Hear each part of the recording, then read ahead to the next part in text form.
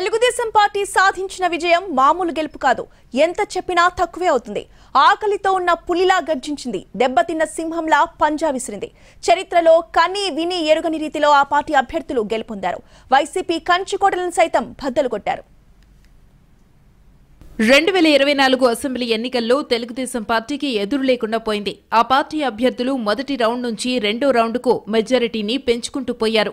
ప్రత్యర్థులకు అందనంత ఆధిక్యతను సాధిస్తూ వెళ్లారు. కౌంటింగ్ ప్రారంభమైన కొన్ని గంటల్లోనే లెక్కలన్నీ మారిపోయాయి. తెలుగుదేశం పార్టీ పూర్తి ఆధిక్యతను సాధించింది. 144 నియోజకవర్గాల్లో పోటీ చేస్తే ఏకంగా 136 స్థానాల్లో విజయం సాధించింది. గెలిచిన అభ్యర్థులు కూడా కనీవిని ఎరుగని రీతిలో మెజారిటీలు సాధించారు. గత ఎన్నికల్లో 23 సీట్లకే పరిమితమైన టీడీపీ ఈ ఎన్నికల్లో మాత్రం జూలు విదిల్చింది. 113 నియోజకవర్గాలను అదనంగా తన ఖాతాలో వేసుకుంది. అయితే కొన్ని నియోజకవర్గాల్లో తెలుగుదేశం పార్టీకి పరాజయాలే తప్ప విజయం అన్నదే లేదు. ఇప్పుడే మీ ప్రతినెల లిస్ట్ లో డెల్టా శ్రీహరి పంచతులసిని యాడ్ చేసుకోండి. డెల్టా శ్రీహరి పంచతులసి ప్యాకెట్ తో పాటు చప్పరించే టాబ్లెట్స్ ఫ్రీగా ఇస్తున్నారు. కొన్ని చోట్ల గెలుపు ముంగిట వరకు వచ్చి ఓటమి పాలైంది. అలాంటి నియోజకవర్గాల్లో టీడీపీ అభ్యర్థులు విజయం సాధించడంతో నేతలు, కార్యకర్తలు, అనుచరులు సంబరాలు చేసుకుంటున్నారు. రాష్ట్రంలో పలు అసెంబ్లీ, పార్లమెంటు స్థానాల్లో టీడీపీ జెండా ఎగిరి చాలా కాలమైంది. ఈ నియోజకవర్గాల్లో టీడీపీ అభ్యర్థులు గెలుపు జెండా ఎగురవేశారు. 1985 ఎన్నికల్లో మంగళగిరి, కోడుమూరులో టీడీపీ అభ్యర్థులు గెలుపొందారు. ఆ తర్వాత టీడీపీ అడ్రస్ లేకుండా పోయింది. దాదాపు 39 ఏళ్ల తర్వాత మంగళగిరిలో నారా లోకేష్ గెలుపొందారు. 90,000కు పైగా మెజారిటీ సాధించారు.